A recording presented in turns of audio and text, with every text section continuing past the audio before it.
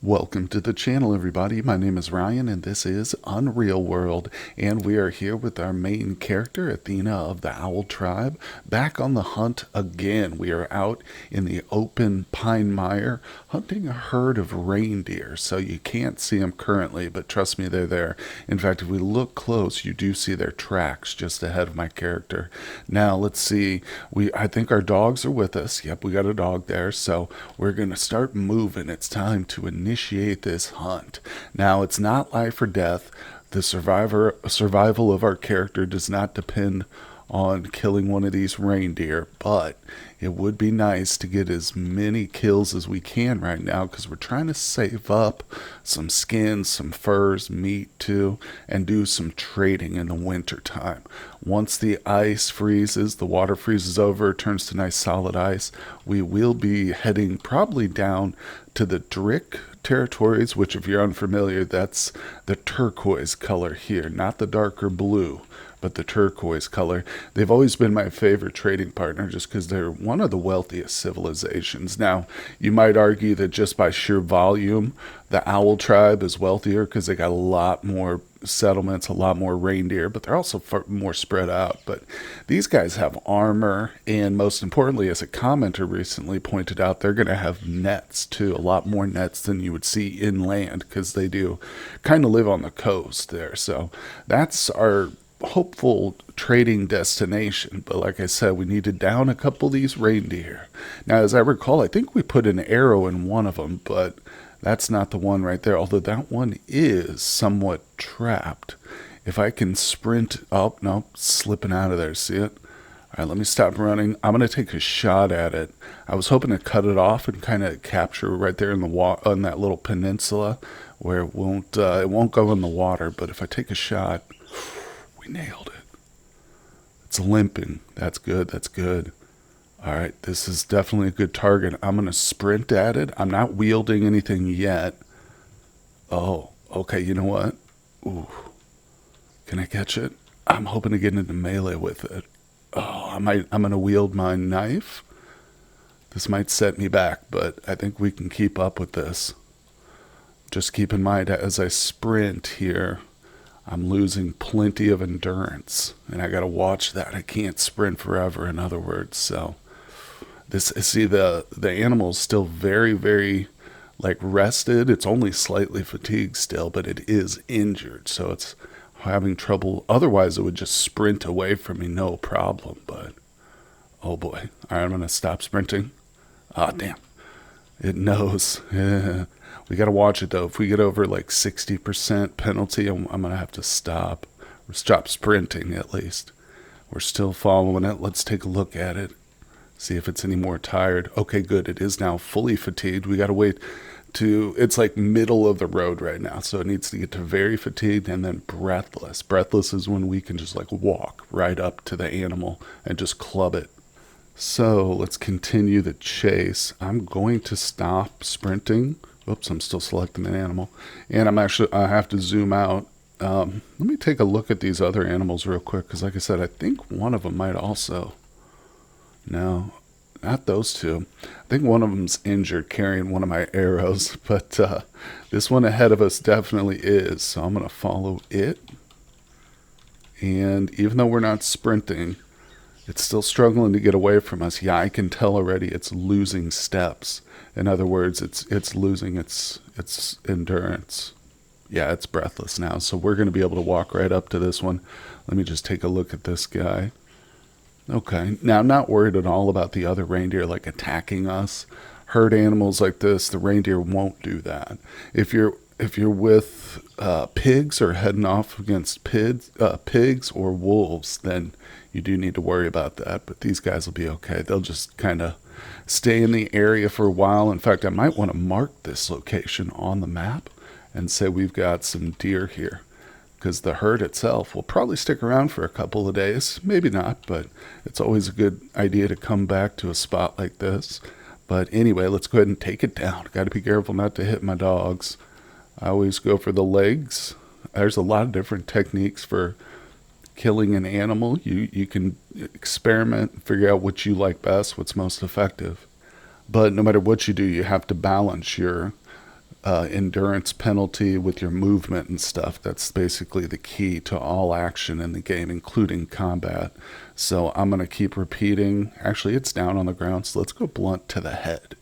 And we'll try and knock it unconscious. Now this is where you got to be careful here. Don't want to hit the dog by accident. Okay, there you go. It is now unconscious, so we're going to get the option to kind of go for the final blow, or well, it'll probably be more than one because I'm trying to conserve the skin and not cut the animal more than I have to. Just crush the skull with the blunt of my knife, essentially. And as you can see, it takes a good dozen blows or so, especially the bigger the animal. It seems like that definitely matters. Okay, it's dead, so I need to step away from it immediately, and that's simply because of the dogs I've got with me.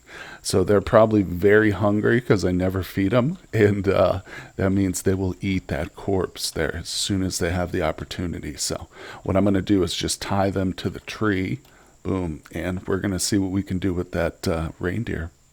All right, back at the site of the reindeer. The dogs are tied up down south, so we're good here. I can pick up my arrow and see that this thing weighs 240 pounds. It's too heavy for her to pick up. So what I'm going to do is eat a little bit, have a rest. I want to make sure my endurance penalty is at its lowest possible, so we're at -7. She's not wearing very much at this point. We've just got her leather gear on and her iron helm that we just purchased a couple episodes back, so it's a very nice one. In fact, I'm going to put these leather gloves back on. We took those off so we could shoot our bow and arrow better, but at this point it's probably good to have them. So now I'm going to skin the animal since I'm rested, and we did obtain a fine forest reindeer fur, so if we can keep that fine quality, that would be fantastic. Either way, it's going to be worth something to trade, no doubt about it. So we need to butcher it and get it home as soon as possible, though, so let's take care of that. Boom. Even if I have to load up meat onto the dogs, I think it's worth it. But we're good, actually. She's able to carry everything we got from that, which included 109 reindeer cuts plus the antlers and the bones. So the dogs will be happy about the bones, no doubt about that. But like I said, now the priority is to get home. In warmer weather, this meat will spoil very quickly. In addition, the fur could spoil too. So we've got that spot marked. We can always come back to it. And this is our destination right here. That's our base. This is just the site of some traps, this little X right here. But if I zoom in, it's probably easier. And the square, you can just ignore that. That's just a neighboring settlement from an unaligned village. And when I say unaligned, they're not part of any culture. So it's time to rush home. Let's see, I am going to check my map occasionally because we're still new to the area. So I haven't quite memorized the geography of the lakes. Sometimes you get good enough, you play long enough, you can spot your home base just by like the shape of the lake or whatever landmark you happen to build next to, even if it's just a patch of forest. But here we go. This is our cabin. Oh, she's a beauty right there. Built by our very own hands. And as you can see, we've got ourselves a nice little open air dog kennel. So I'm going to climb this fence. And now that the dogs are inside, we can unleash them. Hit this. There we go. Now they're unleashed. I'm also going to drop those bones in here. Helps reduce some of my weight. And, of course, the dogs can eat them. So we'll let those dogs eat at their leisure. There you go, dogs. Those bones won't last long with 4 dogs either. I should be trying to keep them fed just in case, because the more like fights we get into, we want them to heal up, and they won't do that if they're starving. So I should try and get a stockpile of bones going, but that's kind of what we're working on. We're just getting as much hunting done as possible. Now it is, she's very tired, so I'm going to drop all of this stuff, including the fine fur, in our cellar, hoping that keeps it nice and preserved, at least for one night, because she needs to go to bed. But first things first, let's make sure our smoker's working. There we go. So we got some meat being prepared over here. It's got a few days to go, but we need to keep the smoke in our cabin so that it doesn't go bad. But we've been pretty consistent. So anyway, it's time for bed, guys. Okay, good morning, everybody. Actually, it's early afternoon because I just finished off the skin, so you can see it there. It's not completed, but the first stage is done. But nonetheless, I came to the shore and I realized, hey, we've still got those nets out there, so I'm going to grab the paddle. The punt is the boat. I don't need to pick that up, but I do need to wield this paddle, and we're going to come on out here. It's been a couple days, I think, and let's check. Oh, do I need to get closer? There we go. Oops, wrong one. And let's see, anything? Two breams and a pike perch. So a bream, nice. This is a good catch for us. All right. So I'm going to go ahead and just replace the nets, put them right back out here. And boom, don't need to be spread out. This is good. Perfect. So yeah, let's grab the fish too. Pick them all up. Okay, because we are doing some smoking now. I can drop, where is it? Drop the paddle. Don't need to wheel that again. Because like I said, I can leave the nets for a couple days and just not check them. But let me refill my water. Very important. All right, there we go. It would be humiliating to die of thirst in the game. It's hard to do unless you're brand new to it, because basically all water sources are potable. You can drink them without any boiling. That's one aspect of survival you should probably add, is like the necessity to boil water. It would be a whole new dimension to the game, I'll tell you that. But nonetheless, it's time to come inside our wonderful little bitty cabin. I just got enough wood for a small fire. I think it's enough to produce some smoke if I could actually get it lit here. Come on. Sometimes, I don't know, the fire starting is just very, very touch and go. It's not consistent. There's no skill for it, I don't think. But anyway, that's not the point. So we got the fire going, and I forgot the meat. So let me come back out here. There we go. I got so excited about the fish, I forgot all about the reindeer. So we shall close the door and start to smoke. I'm going to go through the reindeer cuts first because they're probably getting a little bit stale. They're not quite there yet because it doesn't say stale, but it's been, a day. She slept on them essentially. So let's get these done and then we'll go for the fish.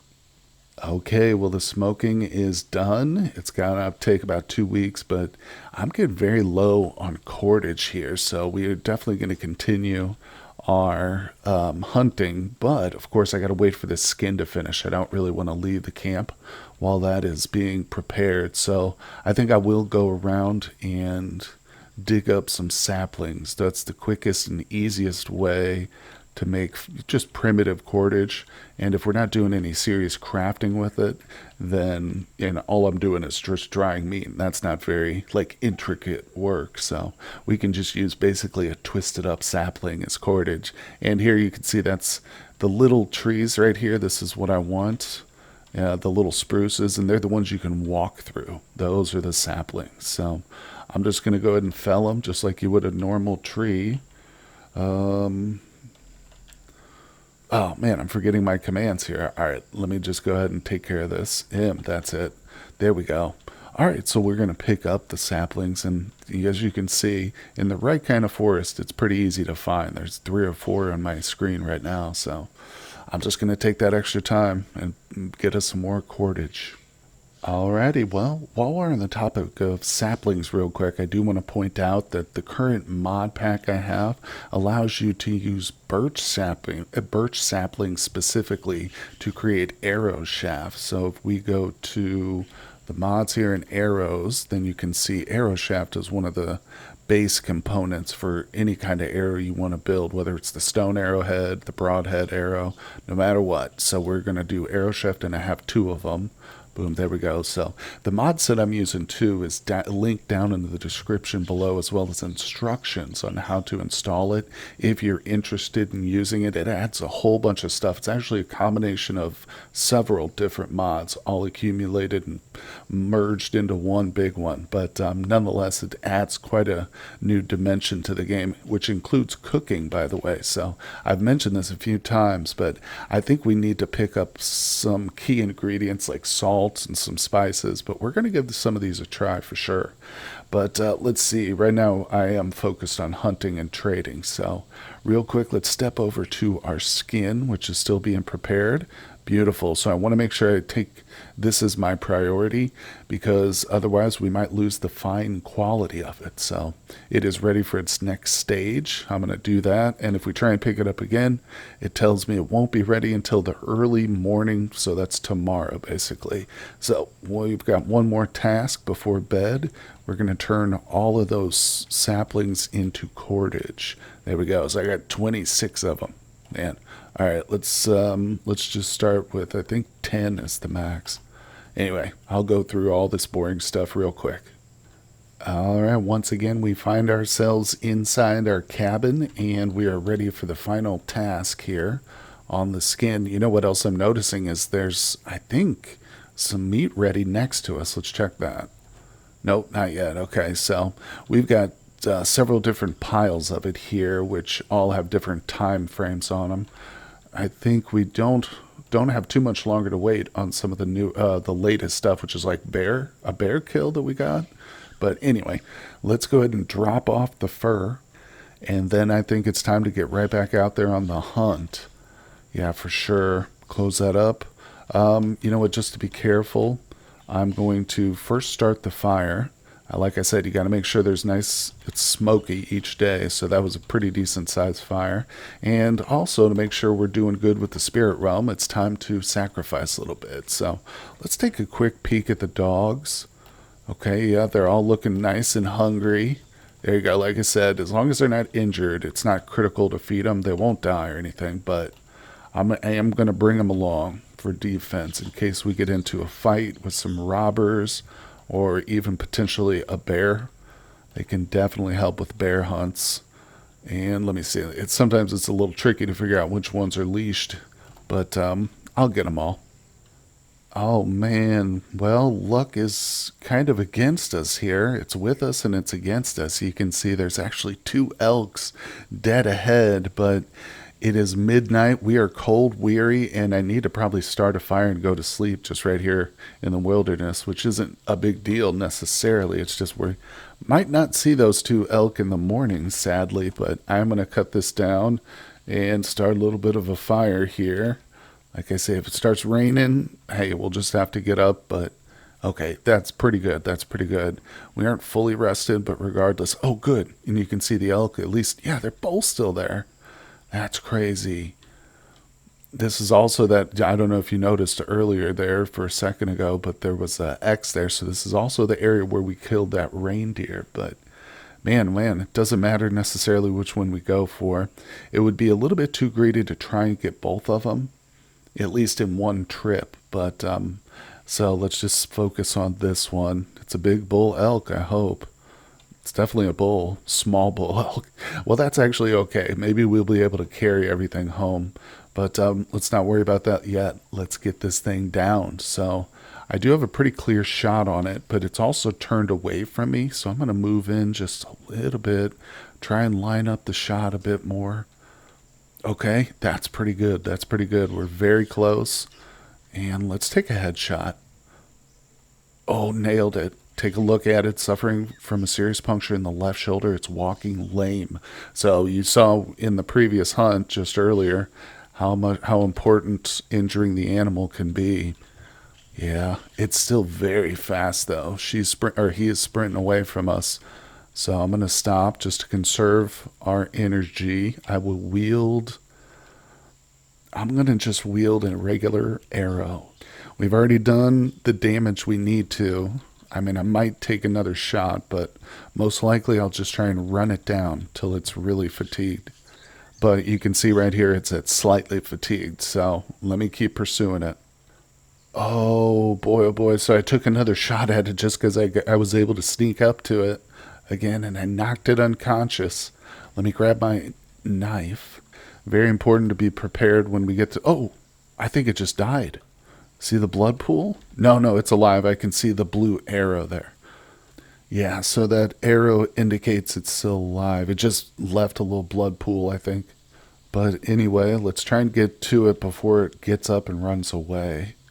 All right, we're just moving up. I'm going to sneak up to it. Uh-oh, it's back on its feet. I doubt I can get up next to it. It's probably going to sprint here, but let's try it. Oh, there it goes. Yeah, let's take off running. Oh.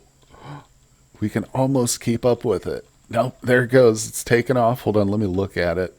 I want to see its endurance level. It's still, see, it's only still slightly fatigued. These big animals have a lot of endurance, but I'm going to have to zoom out. I know it sucks, but I'm still sprinting. We're at a negative 54 endurance penalty ourselves, but tell you what, I'm almost able to keep up with it. Okay, it's fatigued now. I think I'm going to stop running. I'd love to keep on, but I don't want to push her too far because don't forget, at the end of this, I've still got to be able to melee it down and kill it using our endurance. So this too, while she's walking here, just strolling along, she's actually recovering a little bit, just able to breathe and stuff. Even though she's excited for the kill, because I can tell this thing's breathless right now. Oh, it's very fatigued, close enough, because it can't get away from her. Combination of very fatigued and injured has brought this puppy to its knees. Get down. Fall to the ground, sir. It's time. Come on, brother elk. You must sacrifice yourself for the greater good, for our grand trading opportunities. All right, so it's down. I'm going to go ahead and do a blunt to the head here. All right, and I don't need to worry about the dogs. I pointed that out the last time. It's only once the animal's dead. Now, if it were, because they're not hostile, you can see none of them have the little red, like, aggression markers above their head. So they aren't hostile to these animals unless they attack us first. Then they would go after it, like it was a bear or something. But it's not an issue until the elk is actually dead that I need to move the dogs. That's why it's so important that I pay attention to the strikes I'm making, and the very first hit that kills it, I want to immediately step away from it. But it is, there it is. So it's dead now, and we move. Okay, time to tie him up and get to the dirty business. Okay, everybody, we are back home at the cabin, lakeside, as you can see, cleaning off that elk skin. It was of fine quality when I pulled it off the animal, so I'm hoping we can maintain that too. But also, same routine as last time. Let's see. Hold on, let me go ahead and take a drink here. We're getting a little fatigued, so I want to finish this skin real quick, and then we're going to go check the boats, just like the last time. So we're going to use the fat. You can see it was still fine, so she's extremely tired, but that's okay. She's not going to pass out or anything. No, I don't want to grab the punt. Grab the paddle, wield it, and boom, like I said, it's so much of survival like this is just routine, you know, wake up, check your traps, go reset the traps, collect water, yada yada. It's every day. That's how you live. But anyway, let's see what we got. Hopefully we can, oh, no fish in this net. Oh, look at that catch. 6, 8, 10, 11 fish. What? Okay, there we go. So, yeah, we're definitely going to reset those nets for sure because they're paying off. Even if only one of them hit that time, still pretty good. All right, let me take the time to do that. And then, of course, we got a bunch of meat, too. We got about 160 cuts off that animal, so it was a good haul. In fact, one of the dogs had to help me bring the meat home, but it's all in the cellar right now, just waiting to be smoked. Oh boy, well check this out, guys. I've finished the smoking. The skin is still in process, but I was thinking about the fish that we caught, and I decided to check the fish recipes. Turns out we can make this. And I don't know what fish pelmeni is, but I'm probably mispronouncing it too. But nonetheless, I think we've got enough here. So let's use our bream. We'll do 4.5 pounds of raw fish. I have flour. We picked this up on a trade in recent history, and it was explicitly for this purpose, for cooking with and stuff like that. Actually, I can't remember if we got this as part of a treasure or what, but either way, we've got 20 pounds of flour. So we'll use some rye flour. Of course, I got my water here and the cooking pot, which I also picked up on a trade. There we go. So it took 25 minutes. Okay, you leave a fresh pelmeni to cook and prepare. The process should be complete shortly. Very cool. So if I go to pick it up, you can see, oh, we've got our first batch of smoked meat here, though. Yeah, it's not ready yet, but the bear is ready, like I said. That was our first big smoking event, was a double bear kill. It was a mother and cub, and it's pretty sweet. We got both of them.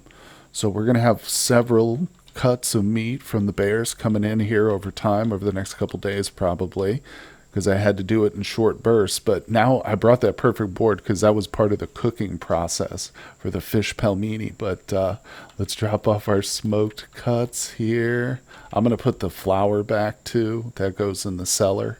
And honestly, I should probably just finish smoking these fish here. I've got a few more pounds of fish, so let me grab some of these again. Get our cordage, and here we go. We'll finish off this while our pelmeni cooks. How about that? All right, well, the fish is smoked, and you can see the pot of fish pelmeni is complete. Now, let's see, is there any kind of entry? No, I can't hit F1 and look it up or anything, but maybe if I go to my inventory screen, actually, I can. Let's see, there it is, pot of fresh pelmeni.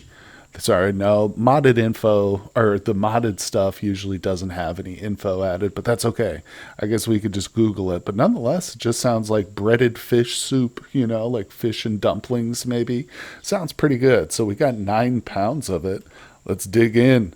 She is hungry, so it's going to be a nice change of pace for me eating the dried meat, right? Oh, she says you finish eating some of the fish pelmeni. Burp. All right, so let's check it out. Is it like good? It says tasty fish pelmeni. Yeah. So it's actually pretty decent food. Not bad. I'm going to drop this board here then. We'll keep that handy. It is good for crafting, I guess, especially with food and stuff. And now I'm carrying around the pot too, so that pot, I think the fish soup or whatever is still in the pot. Yeah. So it's a bit unfortunate, but it's okay. I'll keep it with me. Maybe we'll take it with us on our hunt. It'll keep us nice and warm. Okay, well, I tell you, while I've been in here crafting and stuff and preparing meat and all that, I have been stopped several times by the dogs barking in alarm. So, in order to try and prevent, and I don't know what it was, it could have been anything from a fox to a goose hawk or whatever to an eagle owl, or something even more threatening like a lynx perhaps. So, if I plan on keeping livestock at this location, we need to start setting some permanent traps up. So to that end, I'm digging some holes. You can see there's a hole right in front of my character, and we just finished off another one over there to the east. So I'm going to set up some trap pits for these. And I don't do the spiked trap pits, if you're familiar with what the different variety of traps. I like these because it keeps the animal alive until we arrive, unless it's been days and days. It will die on its own eventually, but it also preserves the skin. So if an elk or a lynx does fall into this, it won't be harmed by the stakes. So in other words, if you're unfamiliar, we come to our trap section. You got trap pits, which is what we're going to make. Just a hole in the ground covered with sticks and twigs to camouflage it. Or you can put sharp stakes in there and make it deadly on impact, essentially. But hold on, let me see. What do I need for that? 3 trunks, 10 branches, 10 twigs. Okay, so like I said, we got 2 to go. Let me get these covered up real quick. Oh boy, well, I had to take a quick break in between setting my traps because the skin was ready to go. And where is it? There it is, the fine elk fur. Beautiful. So I've dropped it now here on my bed. Let's just take a quick look here. You know what I'm going to do? I'm going to push these leathers into the other pile because we probably won't be trading with them. In fact, I should, you know what? Instead of doing that, I'm changing my mind again. I'm going to pick them up and take them outside, put them in our shelter. That's where we do all our basic kind of crafting and stuff. But yeah, because the leather is just not for trading. But anyway, we've got 1 superior lynx fur. That's a special item too. I'm not going to be trading that, but I've got a lot of leather. We've got a bear fur, a squirrel fur, a fine forest reindeer fur, and a fine elk fur. So those are the big ones we'll be trading with. And of course, we just added to that with the newest kill. But yeah, I don't know. Some of this leather, I might, like I say, craft it up into some clothing too, and then we'll use that to trade away. Or maybe I'll just wear it, depending on what we end up making. But I like to keep things nice and organized. It definitely helps once we do get to the point where we're ready to do a trading run. I don't have to search all over my cabin or go to multiple different kill sites where I've got like different skins at and stuff. Trying to keep it all localized and organized, But anyway, it's time to set out on another hunt now that all the chores are done. But unfortunately, that's going to do it for today's episode. So we will continue our hunting spree in the next one. Hit that like button for me, guys. Thank you so much for joining me. And of course, a big shout out to my Patreon supporters. Thank you for the donations, guys. It means a lot to me. And I will see you all on the next episode.